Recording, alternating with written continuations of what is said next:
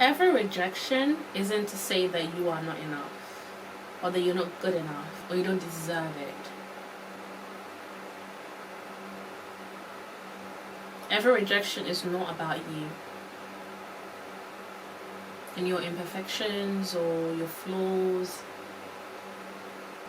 It's not every single rejection that you have to sit there and let it get so much into you that it starts taking over your life. And you start kind of like letting it rotate around your life. You start living through that rejection instead of like, letting it pass. There are people who get rejected, either it's a job, either it's an opportunity, either it's somebody they like, the person doesn't like them back, whatever it is, right? Rejection can come from different aspects we get through our lives. Either it's in friendship, family, whatever it is. And they start looking at themselves in the mirror as a byproduct of that rejection. They start looking at themselves as, I was rejected because of me, of who I am now, of who I am, and that's a reflection of me. Yes, there are some rejections where, like, let's say if I go for a job interview or like I keep applying for jobs and it just doesn't click. Sometimes sometimes you need to actually look at your CV as well. Like, look at your CV. Maybe it's something you look on in your CV. Maybe like something that just to tighten up your CV a bit more. You need somebody else, with a different act to go through it and be like, oh, you need to maybe put this down, or maybe change this around, or maybe you have a lot of typos in it. Those are there. But I need you to really, really understand that it's not all the time that's like that. It's not all the time there's you. You can look at yourself and be like, is this me? There's nothing wrong with asking yourself that question. Did I do something? Could I have done something better? It's good for you to reflect on yourself. It's good for you to be self-aware and to check in with yourself. But as you're doing that, be honest with yourself. Is there something I could have done? Did I say something? Did I do something? Is something I can do to change this around? If you ask yourself those questions and you speak clearly, and you being honest with yourself, there's nothing that you can do about it. It's not about you. There's nothing you've done. It's not from your side. I'm gonna need you to then leave it where it's at and move on to the next. Yeah, somebody can be like, oh, it's not easy. It's easier said than done. I understand that. Like, if you're rejected within love, right? You love someone and they don't love you back, and it's just like rejection. That can hurt. Like, people go through heartbreaks and just be crying in your bed and you just start feeling. I'm gonna need you to get your ass up. And I'm not gonna sugarcoat it for you. I'm just gonna need you to get your ass up.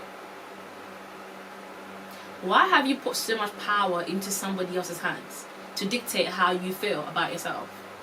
Because some people that really get rejected, they start just feeling as if like the whole world is against them, and like, they need to change themselves, and then they go through a moment of like no self-loving or no self-respect, no self-worth at all for themselves. They look at themselves and they're the most disgusting thing walking because one person rejected them, because one opportunity said no to them, that they will completely just forget about their dreams, their aspirations, everything, because they think that's the end of the goal. That's it. That no right there meant that's a no forever. Every no is closer to your yes. Every single time you don't get a response back from something, every single time you get a no, you get a not this one, not that, is close. It's one step more closer to your yes. And the reason why I say that is because if I go here and this person tells me no, if I go there and this person tells me no, if I try this, I want to be friends with this person, tell me they don't want to be friends with me, or I like this person, it's like I don't like you, it's a step closer to, okay, this is not what I need then. This is not what I need in my life. This is not it. If this opportunity, if these people I want an opportunity from doesn't value me, they feel like, oh, I'm not the one, okay, that's fine. That's not a place for me. If this person maybe I really like, or this friendship group I'll be part of, and they reject me, they don't want to be friends with me, that just means they're not the one. And right then, it helps you to understand, okay, this is not it, this is not it. So it draws you closer to what it is. It helps you to refine your image. Whatever image you have, if it's like when it comes to business, when it comes to work, or when it comes to either like personal life, it's like friendship or love, it helps you to understand, like start refining your image. And I really want you to understand. I don't want that to go over your head, because some people will be like, huh? What do you mean? Every single no, every single rejection, every single no, bye, no, we don't want you, now you're not the one, it helps you. And I need you to, like, you might think, oh, that doesn't help me. Yes, it does. And the only reason how you can start seeing it like that is if you also shift the mindset. You need to start looking at it as, okay, I really thought that was the one. I really thought that was it. I really thought that was going to pull through. It didn't pull through. What does that mean? That whatever I was thinking and whatever my mind was and what I was imagining, that's not it. So now back to the drawing board. Come to sit down and be like, okay, so what is it? And as you're asking yourself those questions all the time, you're going through the whys and you're finding out, you're picking and you're figuring out, like, okay, this is not it. This isn't it. This isn't that. You are slowly refining what exactly it is. And that's why I say, like, every single no is one step closer to your yes. And the biggest thing you can do for yourself is for you to use your rejections as your motivation. Don't let it keep you down. Don't make it start, make you feel some type of way about yourself or your aspirations and your dreams. Look at it as a time for you to boost yourself, to work more and say, okay, that didn't work out. I didn't do this. How can I make it more better? I need these people that rejected me. I need that person that said no to me. I need that company that said no, they don't give me the opportunity to look at me in the next whatever time and be like, damn, we really missed out on her. We really missed out on him. They don't need to be seeing you and being like, oh, it's good I rejected her or him. It's good that we didn't accept him or her into our, into this opportunity. They need to see you and say, wow, we really missed out. Because if she was here with us or she was here with me, this is how it will look. This is how it will be. This is what I've missed out on. And once you start seeing it like that, your whole mind starts shifting. Like, everything is about your mindset. Everything's about your mindset. Start shifting your brain, start shifting your mind.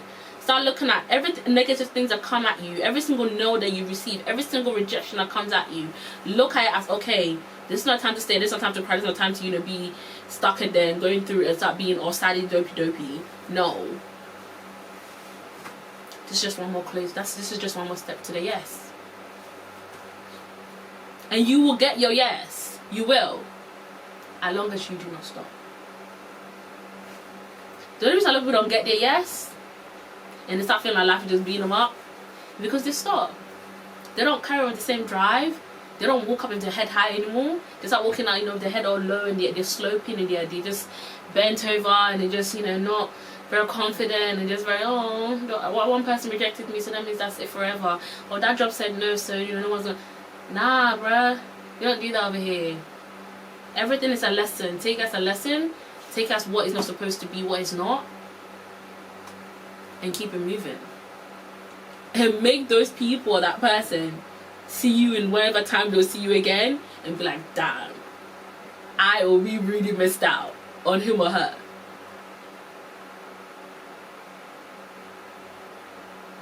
And that's what I leave you with today. Thank you very much for staying to the end with me. If you are listening to me on Apple, Spotify, Google, Amazon, don't forget to rate the show, to like, to leave a review. That's super important to me. I always appreciate guys' feedback as well. And if you are watching right now on YouTube, do not forget to hit the subscribe button. Do not forget to like, to comment, everything.